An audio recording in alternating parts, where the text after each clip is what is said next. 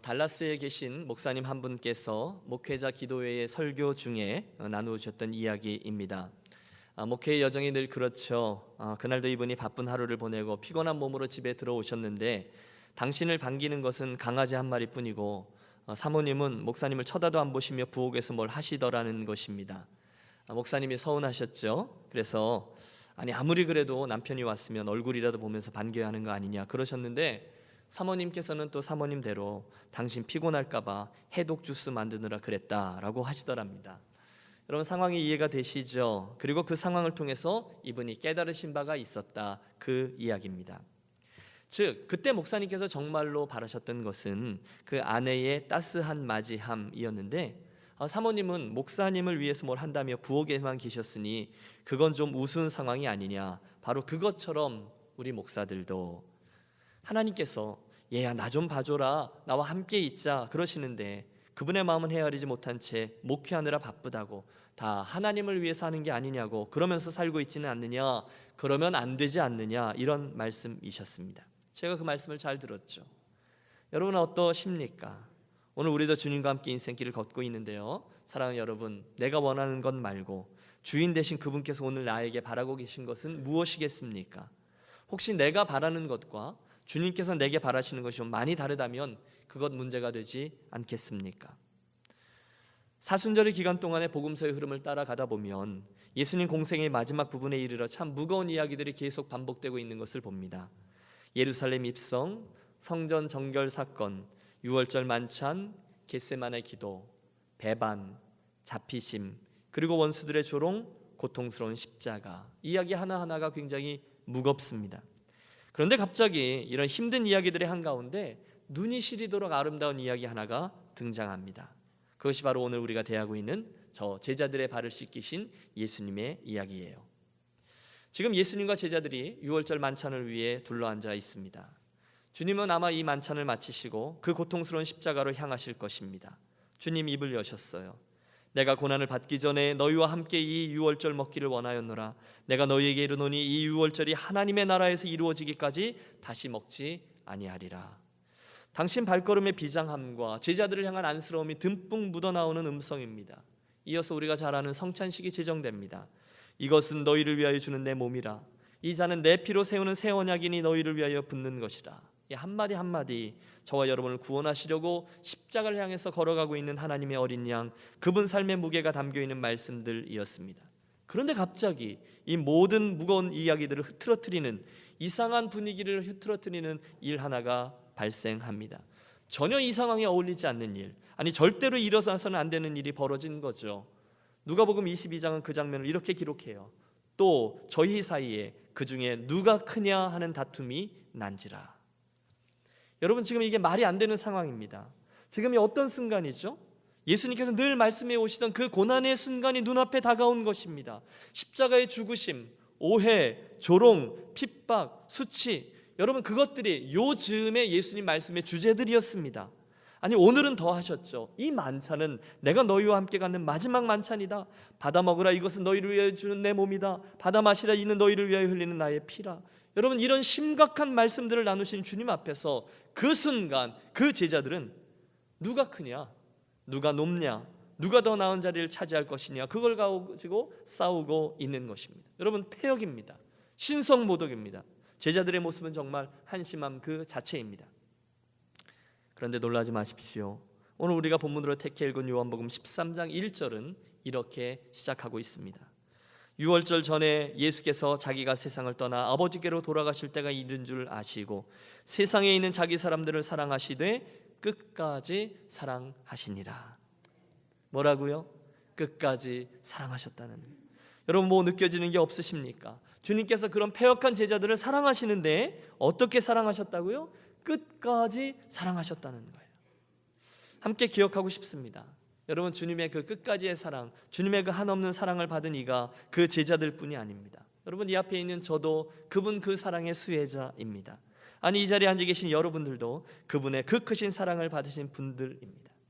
여러분, 때때로 우리들의 모습이 모자라는 것 우리가 너무도 잘 알아요. 주일에 하나님께 예배하러 나올 때 꼭 채점하듯이 내가 한 80점 정도는 맞은 지난 주간이었어야 하는데 50점도 안 되니 어떻게, 여러분 그런 생각으로 나올 때가 얼마나 많이 있는지 모릅니다. 그런데 여러분, 심지어 그럴 때까지라도, 그 제자들과 비슷할지라도 주께서 저와 여러분을 끝까지 사랑해 주신다는 것입니다. 에베소서 3장의 말씀처럼 그분 사랑이 얼마나 큰지, 그분 사랑의 넓이와 길이와 높이와 깊이가 무한하시다는 것을, 그리고 그 예수님의 크신 사랑이 지금 저 제자들의 발을 씻어주시는 당신의 모습을 통해서 우리들에게 전달되고 있습니다.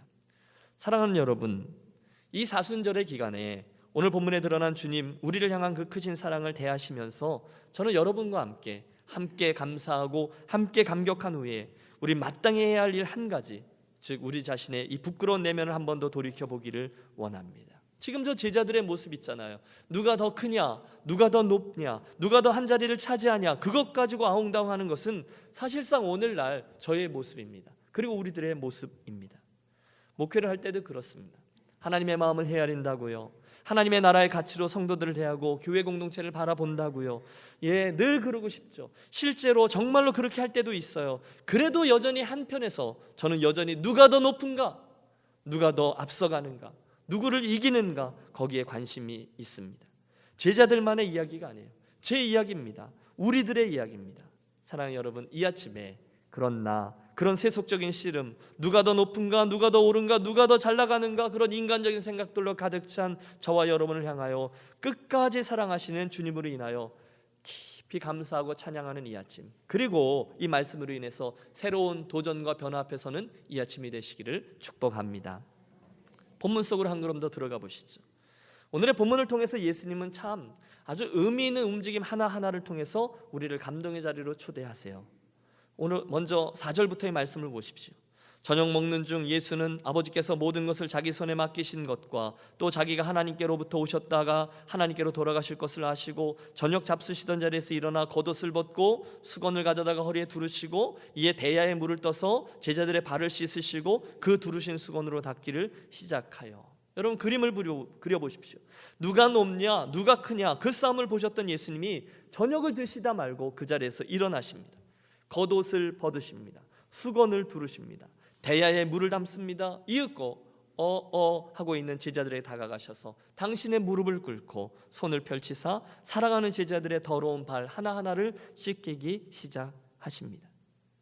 사랑하는 여러분, 사실 우리가 이 팔레스틴 문화의 속으로 들어가면 지금 이 일은 절대로 일어날 수 없는 일이라는 것을 알게 돼요. 발을 닦아주는 것은요, 천한 일이었습니다. 종들만이 하는 일입니다. 그러기에 우리는 6절에서 선생님, 제 발만큼은 안 됩니다, 당황하는 얼굴로 주님의 손길을 거절하는 베드로를 충분히 이해할 수 있습니다. 그러므로 여러분, 왜 주님께서 그런 일을 하셨는지 우리 정직하게 물어야 합니다. 도대체 예수님 왜 그러신 것입니까? 왜 선생 되신 예수께서 제자들의 발을 씻기고 계신 것입니까? 여러분, 그날 그들의 발을 씻긴 이는 하인들이 아니었고 제자들이 아니었고 우리 주님이셨음을 기억하십시오. 저는 그런 생각을 해봐요. 아마도 긴 여행에 그들이 모두 지쳐서 피곤했겠죠. 예루살렘에 가까이 다가가면 다가갈수록 이전부터 그들의 마음속에 숨기고 있던 생각이 있잖아요. 기회가 왔을 때 제가 그 자리를 차지하기 전에 내가 먼저 나서서 그 자리를 차지하고야 말리라. 그 신경전 때문에 다른 일들은 안중에도 없습니다. 그러니 그 상황에서 선생님의 발을 닦아드리는 일은요, 생각도 할 수 없어요. 나도 피곤하거든요. 내가 그런 허드렛 일을 하면서 정작 중요한 일을 놓칠 수 없거든요. 이게 제자들의 상황이었습니다. 그때에 우리 주님이 일어나십니다. 그리고 잠시 후에 당신은 친히 그 제자들의 발을 닦아주시면서 당신의 겸손과 섬김을 온몸으로 보여주세요. 사실 여러분, 그것이 예수님께서 이 땅에 오셨던 정확한 이유였죠. 그분은 출발부터가 겸손이셨습니다. 오늘 성가대가 찬양을 해주셨는데요, 빌립보서의 말씀을 들어보세요. 너희 안에 이 마음을 품으라 곧 그리스도 예수의 마음이니 그는 근본 하나님과 본체시나 하나님과 동등됨을 취할 것으로 여기지 아니하시고 오히려 자기를 비워 종의 형체를 가져 사람들과 같이 되었고 사람의 모양으로 나타나셨으니 자기를 낮추시고 죽기까지 복종하셨으니 곧 십자가에 죽으심이라. 여러분, 오늘의 본문에서 우리가 가장 먼저 보셔야 할 것이 있습니다. 그건 바로 예수님의 겸손입니다. 예수님의 겸손이요, 여러분 너무 많이 들은 이야기라고, 다 아는 이야기라고 빨리 듣고 넘기지 마십시오. 꼭 여기서 예수님의 겸손을 빨리 확인하셔야 돼요. 여러분, 당신은 아무도 주목하지 않는, 문자 그대로 아무도 신경 쓰지 않는 촌구석 베들레헴에 탄생하셨습니다. 여러분 가보시면요, 별것 없습니다. 자그마한 동네입니다. 한국식으로 말하면 저 충청도 시골 그 산골의 이름도 기억하기 어려운 자그마한 동네, 그게 베들레헴이에요. 그런데 온 우주의 왕 되신 그분께서 시골 동네에 어린아이 사람의 몸을 입고 태어나셨어요. 당신이 그곳에 오셨는지 아닌지 아무도 신경 쓰지 않는 곳, 복음서에 잠깐 등장했던 목자들과 동방박사들 외에는 별로 주목하지 않았던 사건을 통해 탄생합니다. 그리고 그러거나 말거나 당신은 가장 낮은 곳, 그 구유 위에 당신의 몸을 누이십니다. 여러분, 이게 온 우주의 왕이신 그분께는 도대체 어울리지 않는 일이에요. 그런데 그분은 그 방식을 택하십니다. 그 겸손의 방식 말이에요. 그것뿐이 아니죠. 당신은 자그마치 30년간 갈릴리 한 동네에서 나무를 자르고 돌을 쪼면서 조용히 머무셨습니다. 저는 요셉의 아들이 아니냐? 나사렛 사람들이 당신의 어린 시절을 다 알고 있었을 만큼 예수님은 그냥 그곳에 묻혀 사셨어요. 그것이 온 우주의 왕이시고 또 만왕의 왕 되신 그분께서 취하신 방식입니다. 아니, 훗날 3년간의 짧은 공생애를 시작하신 후에도 그분은 이스라엘의 중앙 무대를 결코 동경하지 않았습니다. 중앙을 치고 들어가 그러지 않았어요. 대신에 그분은 늘 시골스럽고 소박한 갈릴리의 동네들을 돌아다니면서 늘 억센 사투리를 쓰는 갈릴리 어부들, 데모 주동자 시몬, 매국노 출신, 세리 출신의 마태, 그런 변두리 인생들과 함께 하셨습니다.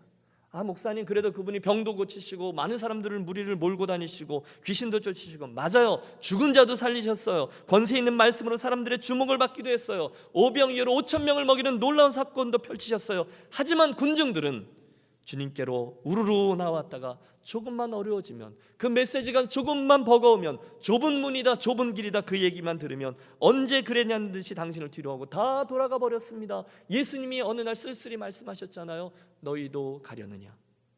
여러분, 자기를 낮추시고 죽기까지 복종하셨으니 곧 십자가에 죽으심으로 그 겸손의 오심과 일평생의 삶의 정점에, 당신 겸손의 정점에 십자가가 놓여 있다는 거예요. 여러분, 이게 말이 되지 않아요. 우리 예수님에게는요, 십자가가 어울리는 단어가 아닙니다. 십자가는요, 정말 흉측스러운 끔찍한 사형수들, 저들의 생명을 끊어버려야만 이 땅이 안전한 그런 사형수들이 져야만 하는 사형 집행 틀입니다. 그 십자가에는 온 우주의 왕이신 만왕의 왕이신 예수님이 절대로 어울리지 않는 이미지예요. 하나님의 어린 양, 오죽하면 그 십자가의 메시지가 너무너무 끔찍해서 유대인들에게 거리끼는 것이라고까지 얘기했겠습니까? 십자가에 달리니, 나무에 달려 죽은 이가 우리를 구원하기 위한 메시아라니 아예 듣고 싶지 않다는 것입니다. 그런데 예수님은 그 십자가 가장 낮은 자리까지 내려가셨습니다. 겸손입니다. 섬김입니다. 예수님은 그러지 않으셔도 되셨어요. 그러나 당신은 기꺼이 겸손하셨어요. 끝까지 섬기셨습니다. 이 사순절기 한가운데를 통과하면서, 그러므로 사랑하는 유년 가족 여러분, 우리 이 이야기 속에 등장하는 예수님의 그 위대한 겸손과 위대한 섬김이 어디서 시작되는지를 함께 기억하고 싶습니다. 왜요? 바로 그분의 제자로서 이제 주님을 따라 행하기를 소원하기 때문인 것이죠. 보십시오. 우선 저는 예수님의 그 겸손과 섬김이 바로 놓는 것에서부터 시작된다고 믿습니다. 그리고 그것은 잡는 것으로 완성됩니다. 여러분, 이것 하나하나 굉장히 의미심장해요. 따라해 주세요. 겸손과 섬김은 놓는 것이다. 그리고 잡는 것이다. 보세요, 여러분. 예수님은 당신의 그 섬김을 위해서 우선 당신 손에 들고 있던 떡과 포도주를 내려놓으셨습니다. 그리고 수건과 대야를 가져오신 후에 제자들의 더러운 발을 붙으셨습니다. 여러분, 이 하나하나의 움직임을 잘 보십시오. 그러고 보니 예수님은 언제나 당신의 손에 무엇인가를 놓으셨고 대신에 다른 것을 잡곤 하셨군요. 그렇죠. 그분은 하늘의 영광을 놓으셨습니다. 그리고 이 땅에 잃어버려진 죄인들을 잡으셨습니다. 그분은 당신의 생명을, 그 고귀한 생명을 놓으셨습니다. 죄인이셨던 저와 여러분의 생명을 잡으셨습니다. 여러분, 우리가 고난주간에 늘 묵상하고 있는 이사야서 53장의 말씀이 그 이야기죠. 그가 찔림은 우리의 허물을 인하며 그가 상함은 우리의 죄악을 인함이라. 그가 징계를 받음으로 우리가 평화를 누리고 그가 채찍에 맞음으로 우리가 나음을 입었도다. 주님은 당신 자신을 놓음으로, 당신 자신의 찔림으로 우리들의 허물에 쌓임 입음을 잡으셨습니다. 그분이 자신을 놓아 상하심으로 우리 죄 용서의 은혜를 얻었습니다. 그분의 징계를 받음으로 우리가 평화를 얻습니다. 그가 채찍에 맞음으로 우리가 나음을 입습니다. 사랑하는 여러분, 고난주간을 향해서 나아가는 오늘 우리에게 주님이 원하시는 겸손과 섬김의 삶이 이런 것이 아닌가 생각합니다. 먼저 저와 여러분의 삶에서 무엇인가를 놓는 것입니다. 그 후에 뭔가를 잡는 것입니다. 겸손이고 섬김이죠. 자, 이 이야기가 주님을 따르겠습니다라고 결심한 저와 여러분에게 무슨 의미로 다가옵니까? 오늘 예수님의 제자들의 발 씻는 이야기가 오늘 우리들에게 어떻게 적용됩니까? 우선 질문합니다. 여러분, 혹시 오늘 나의 삶에는 주님께서 기뻐하시지 않는다는 것을 알면서도 끝까지 붙들고 있는 그 무엇은 없으십니까? 만일 있다면 그것을 내려놓는, 그것을 놓는 이 아침 저와 여러분의 복된 시간이 되시기를 축복합니다. 혹시 주님을 향해서 주님은 내 소원을 이루어주기 원하는 존재, 주님은 아메리칸 드림을 이루기 위해서 필요한 분 정도로 되어 계신 분이 계시다면 그것도 내려놓는 복된 기회가 되시기를 부탁합니다. 나도 모르게 오늘 내 인생의 엉뚱한 주인, 그것들을 가지고 있는 분들이 계시다면 그 주인들을 내어놓으십시오. 오늘 내 삶에 주님께서 기뻐하시지 않는다는 것, 주님의 감찰하신 눈으로 내 패부를 찔러 보실 때에 내가 감추고 싶어 부끄러워하는 그건 놓아라 말씀하시는 것까지 손에서 내려놓으십시오. 그래야만 우리가 그 다음의 것을 붙잡을 수가 있는 것이죠. 두 번째 장면으로 가보시죠. 약간 슬로우 모션으로 가겠습니다. 여러분, 지금 저 예수님의 진지하신 얼굴이 보이시는지요? 안드레의 발을 씻기시고 예수님이 이제는 당황해하는 야고보의 발을 붙드십니다. 천천히 야고보의 발을 씻기시고 이제 수건으로 그의 발을 닦은 후에 요한 차례입니다. 동일하게 요한의 그 더러운 발이 예수님에게 의해서 깨끗이 씻기고 있습니다. 요한은 고개를 들지 못하네요. 예수님의 사랑과 그 섬김이 너무너무 감사하지만 조금 전까지만 해도 내가 더 높다라고 외쳤던 자기의 모습이 너무도 부끄러운 게 틀림없습니다. 여러분, 바로 그때 말입니다. 주님께서 한 제자 한 제자의 발을 붙들고 씻어 나가실 때 하면서 틀림없죠. 그 다락방에는 예수님께서 의도하셨던 뭔지 모를 온기가 퍼져나가기 시작합니다. 그들의 마음속 것에 걸려있던 그 빗장들이 예수님의 겸손과 섬김으로 인해 하나씩 하나씩 벗겨지고 있는 겁니다. 문제는 이제 곧 제 차례가 다가오는 거죠. 제 차례가 다가와요. 만약 여러분께서 그 다음에 앉아있는 제자라고 생각해 보십시오. 어떡하지? 이제 다음은 내 차례인데 어떻게 하지? 예수님께서 내 발을, 이 더러운 발을 씻기기에 오신다는데 곧 내 발을 잡으실 텐데, 여러분, 그런데 이때 잠시 시간이 지체됩니다. 누구 때문입니까? 우리의 베드로 형님 때문입니다. 일마다 그냥 넘어감이 없은 그 제자 베드로가 여기서도 가만히 있지 않아요. 여러분, 8절을 보면 베드로가 가로되 내 발을 절대로 씻기지 못하시리이다. 여러분, 의미를 아시죠? 예수님, 이건 아닙니다. 아무리 예수님의 사랑이 많으셔도 선생님께서 이러실 수는 없는 겁니다. 여러분, 물론 우리는 베드로의 그 마음을 10분 이해합니다. 어떻게 해요, 주님? 제가 잘못했습니다. 앞으로는 안 그러겠습니다. 충분히 주님의 마음을 이해했습니다. 누가 더 높은지 그런 싸움 이제 그만하겠습니다. 충분히 알아들었어요. 그러나 이 황송함만은 제가 감당할 수 없네요. 그래서 거절하는 거죠. 주님, 제 발만은 아니 됩니다. 하지만 여러분, 그때 여기 예수님의 말씀을 들어보세요. 예수께서 대답하시되 내가 너를 씻기지 아니하면 내가 나와 상관이 없느니라. 여러분, 제자들의 발을 씻기신 예수님, 이 스토리에서 저와 여러분이 꼭 기억하고 싶은 게 있습니다. 그것은 주님이 그 베드로의 마음과 또 그런 형편을 모르셨을 리 없지만 그럼에도 불구하고 베드로의 내 발을 내어놓으라 라고 말씀하셨다는 거예요. 베드로야, 내 뜻은, 내 마음은 알겠다만 내 뜻은 네가 먼저 나의 은혜와 사랑과 섬김과 겸손을 통해서 나의 사랑을 받는 것이란다. 그것입니다. 그렇지 않으면 내가 나와 상관이 없느니라 라는 거예요. 여러분, 예수님의 이 말씀은 그 일이 가장 중요하다는 것입니다. 죄 씻음, 죄 사함, 우리 인생의 절대절명의 문제를 반드시 다루어야만 한다는 것입니다. 왜요?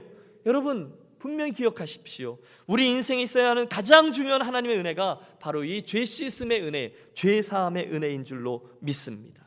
여러분, 잊지 마세요. 저와 여러분 예수 믿고 받을 수 있는 가장 큰 축복은 죄 씻음의 은혜예요. 죄 사함의 은혜예요. 샘물과 같은 보혈은 주님의 피로다. 보혈의 죄를 씻으면 정하게 되겠네. 정하게 되겠네. 정하게 되겠네. 보혈의 죄를 씻으면 정하게 되겠네. 여러분, 예수님의 보혈로 인하여 저와 여러분이 죄 씻음을 받았다는 사실이 저와 여러분의 인생에 가장 중요하고 가장 기억해야만 한 그런 진리의 말씀이라는 거예요. 여러분이 그 순간에 놀라운 일이 하나 벌어지죠. 바로 그 주님의 겸손이 베드로에게 그대로 전이 돼요. 그래요? 예수님 죄 씻음, 그리고 그것이 아니면 주님과 상관이 없다라는 진리를 알게 되자 그는 자기의 발을 겸손히 내어 놓습니다. 그리고 주님 은혜의 손길에 자신을 맡기게 되어지죠. 아니 그것뿐이 아니에요. 더 구합니다. 주님, 이왕이면 다 씻겨주십시오. 다 내놓습니다. 사랑하는 여러분, 여기에 주님께서 기뻐하신 일이 있습니다. 그것은 이 아침에 그분 앞에 저와 여러분의 죄인됨을 인정하고 내어놓으라 말씀하실 때 이해하고 내어놓는 것입니다.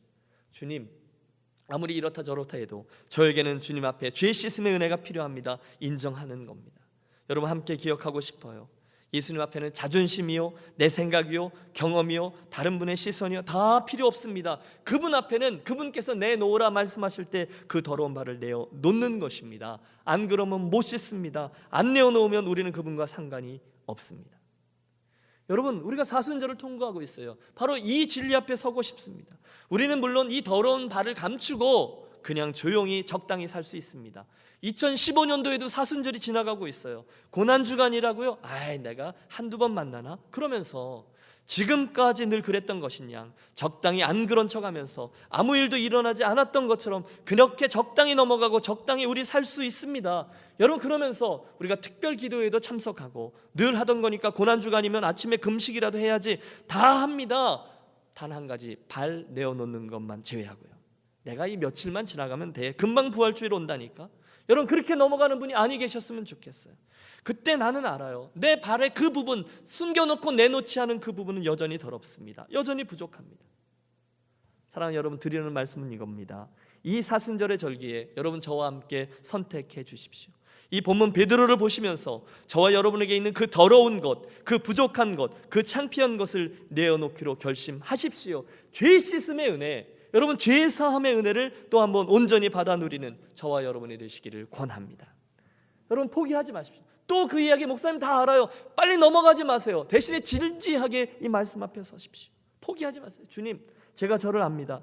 제가 내놓는다고 하죠. 정말로 내놓기도 했죠. 작년에도 했어요. 그런데 완전히는 못 내놓는 저를 아시죠?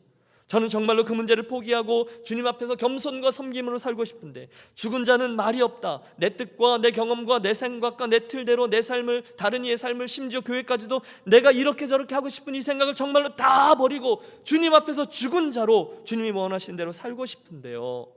제가 정말 그렇게 하기도 했죠. 작년 사순절 때 나는 죽었다 생각하고 하나님 뜻을 이루십시오. 제가 올 정초에 송구영신 예배 때 정말로 그렇게 말씀드렸지만 조금 지나고 나면 다 내어드리지 않은 나의 모습을 발견합니다. 주님, 저는 안 돼요. 저는 가짜예요. 저는 자기 의가 가득합니다. 저는 교만합니다. 이제 해도 안 되는 일 그만하렵니다. 여러분, 그러면서 주님께서 주실 은혜를 포기하지 마십시오. 그러면 안 돼요. 내어놓으세요. 또 내어놓으십시오. 드디어 여러분, 그 긴 발 씻음의 시간이 지났습니다. 그때의 그 분위기를 한번 느껴보세요. 조용했을 겁니다. 아무도 무슨 말을 해야 될지 몰라요. 순간 고개를 떨구고 묵묵히 앉아있는 제자들을 향하여 14절 예수께서 말씀하십니다. 내가 주와 또는 선생이 되어 너의 발을 씻겼으니 너희도 서로 발을 씻기는 것이 옳으니라. 내가 너희에게 행한 것 같이 너희도 행하게 하려 하여 본을 보였노라. 여러분, 이 말씀이 어렵지 않습니다. 질문거리가 없습니다. 이제는 너희 내가 한 것처럼 나아가서 그렇게 살라는 거예요. 안 될 거야, 나는 못 섬길 거야 라고 생각하지 말고, 나는 그렇게 하려고 그러지만 다시금 원래의 자리로 돌아올 거야, 그런 불신앙의 생각과 말을 버리고 정말로 가서 그렇게 살라는 것입니다.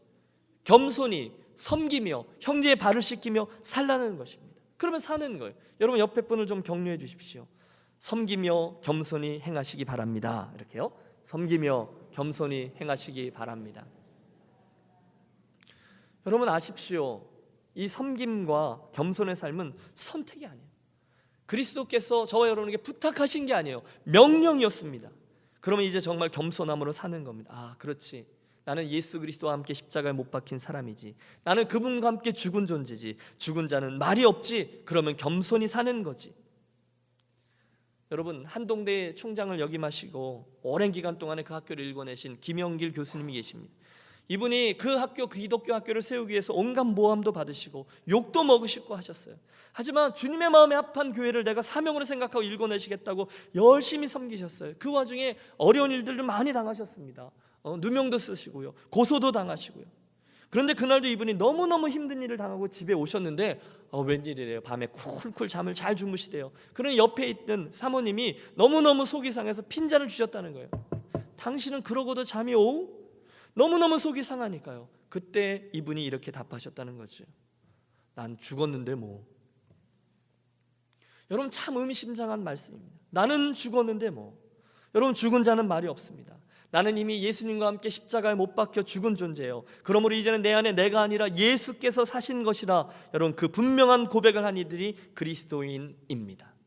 그러면 누가 뭐라 해도 그 진짜 그리스도 예수에 대한 그 진리와 나의 존재, 내가 구원받은 자, 그 진짜를 가진 자의 여유 때문에 우리는 경고망동하지 않습니다. 여러분, 이 말씀을 잘 들어보십시오. 저분이 나를 무시했다고 씩씩대지도 않습니다. 아무리 누가 날 찔러도 나는 뭐 죽은 자인데, 나는 뭐 보배이신 예수 그리스도를 내 질그릇에 지닌 사람인데 뭐, 그러면서 그냥 그러려니 하고 가게 됩니다. 진짜가 있거든요. 뭐가 더 중요한지 알거든요. 그러면 거기서 호젓한 여유와 겸손이 나옵니다. 거기서 섬김이 나옵니다. 거기에서 다른 이들에게 기꺼이 나야 뭐 폼이 좀 망가지면 어때 하며 종의 모습으로 그 영혼과 공동체를 세우는 모습이 나오는 거죠. 신학교를 졸업한 이후에 지금까지 수십 년이 지났지만 그때의 장들마다 지금까지 잊혀지지 않던 후배들, 신학교의 그 후배들, 그리고 목회 여정 중에 있던 그 아름다운 분들을 기억합니다. 종의 모습으로 섬기는 분들이요. 예수님의 겸손이 어떤 것인지 정말로 그렇게 따르며 이름 없이 빚도 없이 섬기는 분들이 계십니다. 저는 여러분들에게도 그런 분들 한두 분 기억나는 분들이 계시리라 믿습니다. 누가 뭐라 하든지 알아주든지 몰라주든지 상관없이 겸손하게 교회와 공동체와 영혼을 섬깁니다. 참 아름다워요. 저는 확신합니다. 그들이야말로 무명한 자 같으나 하나님께 유명한 자들입니다. 어떻게 그들이 그럴 수 있을까요? 그분들은 진짜를 맛보았기 때문에 그렇습니다. 그들 인생의 가장 중요한 문제, 죄사함을 받아 하나님의 자녀가 된 축복이 무엇인지를 알거든요. 그것을 잃지 않기 원하거든요. 예수 그리스도 그분을 정말로 그 안에 가졌기 때문에 남들이 나를 인정하든 남들이 나를 인정해 주지 않든 그것과는 아무 상관없습니다. 왜요? 진짜가 있으니까요. 함께 기억합니다. 그리스도인은요, 더의 문제로 씨름하는 사람이 아닙니다. 더 많이 갖는 것, 더 많이 축복받는 것, 더 높이 올라가는 것, 그게 아님을 이제는 알아요. 대신에 그리스도인은 다름의 문제로 씨름하는 존재라는 것을 우리 함께 기억하고 싶습니다. 다시 말해서 우리는 그리스도인이 누구냐? 세상과 다른 가치, 다른 목표, 다른 삶, 다른 태도로 살아가는 것 같고 씨름하는 거예요. 그 근거에 바로 예수님의 겸손, 섬김, 십자가의 진리가 자리하고 있는 것입니다. 그리스도인은 가치가 달라요. 우리는 십자가, 겸손, 섬김, 사랑, 하나님의 가치를 지니고 사는 사람이에요. 여러분, 물론 그 싸움은 지난한 싸움입니다. 여러분, 설교가 제일 쉽다는 거 아세요? 사랑하십시오, 우리 사랑으로 행하십시다, 제일 쉬워요. 그러나 사랑으로 살아가는 것은 겸손으로 사십시오, 옆에 분들을 섬기십시오, 제일 설교가 쉬워요. 그러나 겸손으로 사는 것은 결코 쉽지 않아요. 그러나 우리는 생명을 걸고 그 가치를 지켜내고 우리 안에 그 가치를 프랙티스하는 것으로 하나님 나라를 세워가고 하나님 나라의 체인지 에이전트로 살아가는 것이죠. 그것이 우리들의 믿음의 싸움입니다. 여러분, 그때 그런 자들은요, 더의 문제 갖고 싸우는 자가 아니라 다름의 문제를 가지고 사는 사람들에게 있어서 상황은 더 이상 아무런 문제가 되지 않습니다. 진짜가 있기 때문이에요. 이제 그런 이들은 흥하든 말하든 망하든 건강하든 병약하든 살든지 죽든지 그 사람이 나를 이렇게 대하든 저렇게 대하든 그것으로 인하여 일희일비하지 아니하고 평범하게 그리고 겸손하게 이 길을 걸어갑니다. 저는 그들이야말로 세상이 감당치 못하는 사람들이라는 별명을 가진 자라고 믿습니다. 그들이야말로 시민권이 하늘에 있음을 알고 그 하나님 나라의 가치대로 세상을 살아가는 사람들입니다. 아니, 어떻게 그럴 수 있을까요? 맨 아래 십자가에도 겸손과 섬김, 사랑과 희생, 예수님의 그 십자가를 알고 그 십자가를 살기로 결심했기 때문입니다. 나를 따라오려거든 자기 십자가를 지고 나를 쫓을 것이니라. 제가 존경하는 정민영 선교사님이라는 분인데 이분이 이런 표현을 쓰시더라고요.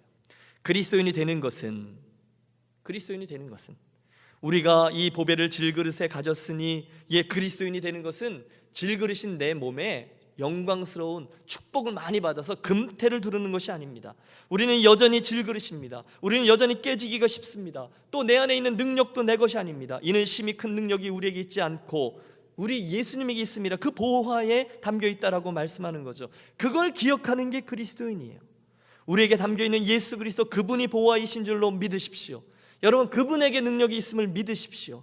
그렇다면 여러분, 나는 질그릇에 불과하고 보화이신 예수 그리스도를 가졌기 때문에 존귀한 자요, 그분에게 능력이 있음을 안다면 그 사실을 기억할 때 우리는 겸손하지 않을 수가 없습니다. 나는 질그릇인데요. 교회가 오만불순하면요, 성도가 오만불순하면요, 가짜입니다. 성도, 그리스도인, 나의 존재됨에 가치 있고 잘남은 질그릇인 나에게가 아니라, 금태를 두르고 있는 질그릇인 내가 아니라 내 안에 계신 보화 예수 그리스도 그분에게만 있거든요. 그럴 때 우리가 노래할 수 있는 거죠. 존귀 영광 모든 권세 주님 홀로 받으소서. 멸시천대 십자가는 제가 지고 가오리다. 이름 없이 빛도 없이 감사하며 섬기리다. 이름 없이 빛도 없이 감사하며 섬기리다. 질그릇들만 고백하고 노래할 수 있는 찬양입니다. 기억하십시오. 십자가는 겸손입니다. 처음부터 끝까지 겸손입니다. 그리고 섬김입니다. 그리고 나서 예수님의 마지막 음성이 우리의 귀를 울립니다. 내가 주와 또는 선생이 되어 너의 발을 씻었으니 너희도 서로 발을 씻어주는 것이 옳으니라. 그날 우리 주님께서는 제자들의 발을 씻기기 위해 먼저 당신의 손에 붙들고 있던 것을 놓으셨습니다. 그리고 제자들의 발을 붙으셨습니다. 사랑하는 여러분, 이 아침에 그 예수 그리스도를 따라가는 제자로서 오늘 저와 여러분의 인생에서 우리의 손에서 붙들고 있는 것 중에 내려놓아야 될 것은 무엇입니까? 고난주간을 향해 나아가고 있는 이 아침에 우리 안에 있는 욕망들, 더 높아지려는, 더 소유하려는, 더 많은 축복을 받으려 하는, 그러면서 겸손한 척하려는 그런 추함들을 내려놓으시는 저와 여러분이 되시기를 권합니다.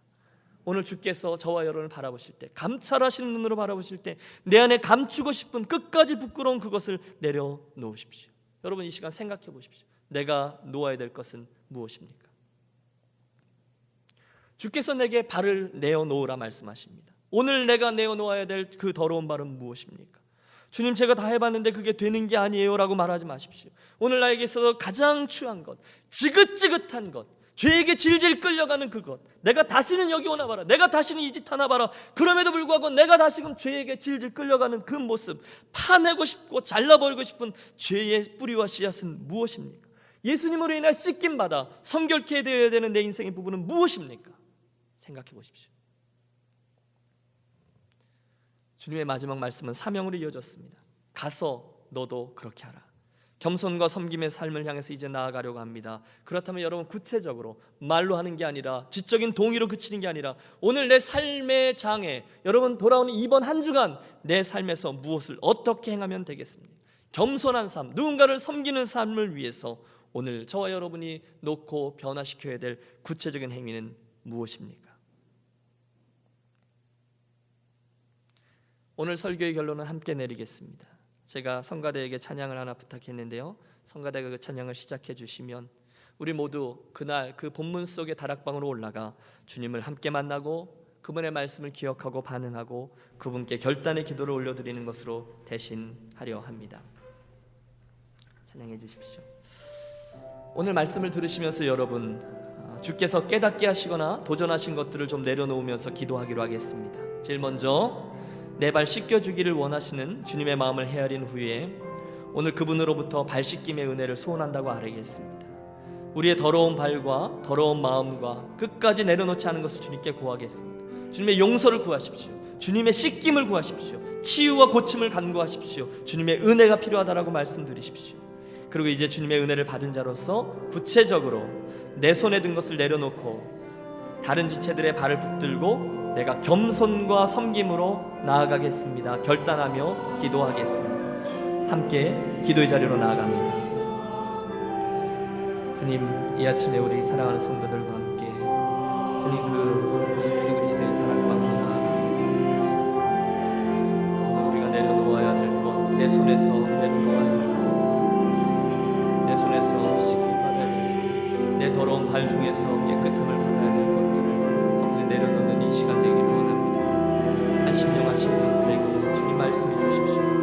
도전해 주십시오. 주께서 주장해 주십시오. 이제 우리들의 삶 속에서 정작 중요한 방향에서 움직여 나가게 계시 하나님, 구체적으로 내 삶에서 겸손과 섬김의 삶을 살기 위해 원해도 주 아름답게 꾸미는 것이 실제적으로 이렇게 나아가는 자들 될 수 있도록 인도하여 주시기를 소원합니다. 하나님, 한 심령 한 심령 드리고 주께서 말씀해 주시기를 소원합니다. 주님께서 저들의 발을 붙들어 주시옵소서.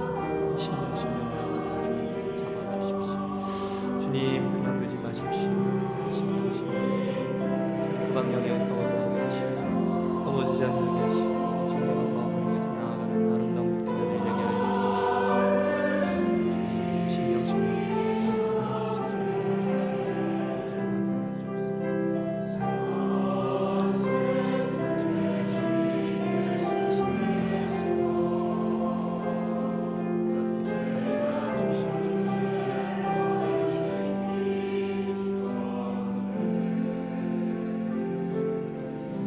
사랑의 하나님 아버지, 여전히 패역하고 우둔하고 제 길로 가기 위해서 애쓰는 우리를 위해서 예수님을 보내주시고 우리를 사랑하시되 끝까지 사랑하여 주신 은혜를 인하여 감사합니다.